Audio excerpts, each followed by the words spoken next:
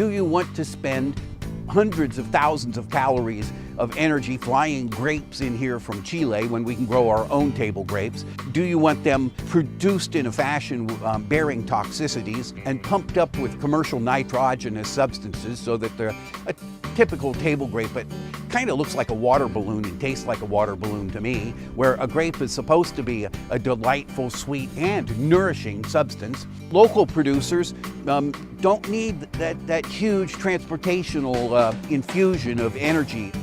Welcome to Green String Farm. It's here in the Petaluma countryside where sustainable farming meets education.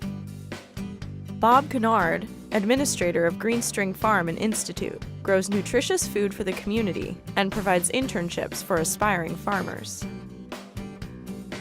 Farm to feed people, local people. We try to price everything as inexpensively as possible so that we don't exclude any members of our local community from purchasing naturally grown foodstuffs. That's the purpose of the farm. The purpose of the Institute is to educate other local producers so they can go out across the nation and we can transform this society into a self-sustaining, naturally caring, growing soil while we grow and feed people kind of environment. Interns live on the property, where they gather for lectures about a variety of sustainable farming practices. Bob explains the most important things he wants his interns to learn. Confidence. No, I have 120 lectures that I try to squeeze in 90 days, and in that period of time, there are the physical activities of learning how to become an agricultural athlete by working here at Green String Farm in the mornings, and I'd like them to be confident that they can go off and become a local food producer. A practice that Green String Farm implements, and that Bob teaches to his interns, is growing food without the use of pesticides, weed killers, or any synthetic substances, resulting in a harmonious relationship with bugs and weeds.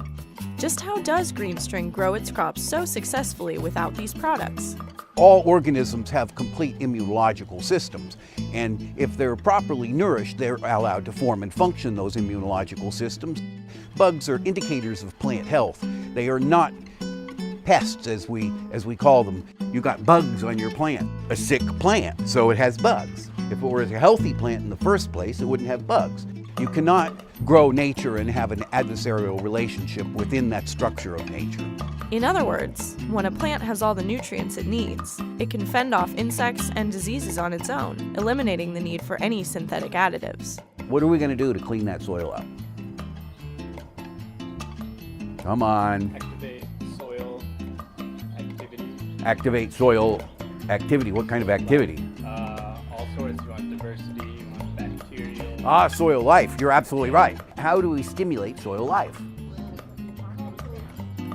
Yeah, we're going to do what kind of compost? Sheet compost. That's right. We're going to develop a sheet compost, and we're going to inoculate that compost. And that biology, the yeasts, the molds, the funguses, the bacterias, the macropods are going to eat up and neutralize the vast majority of the toxicity very quickly, as well as stimulate the very positive and essential aerobic soil biology that has to be present in order to grow full, healthy plants. When we are disconnected from nature, we are disconnected from our food. But local farmers who are growing with nature and minimizing human interference are reestablishing those connections. If we know our farmers, and we know how they grow their crops, then we know what's in our food. It's my contention that if we could, as an organism, learn how to interface with nature appropriately and grow nature while we take care of and grow ourselves, in 3 generations, perhaps our children's children would start thinking and looking and acting and being what humanity has the capacity to be, which is, I'll say, entirely different than the small, selfish, self-centered, self-serving organism that we are today.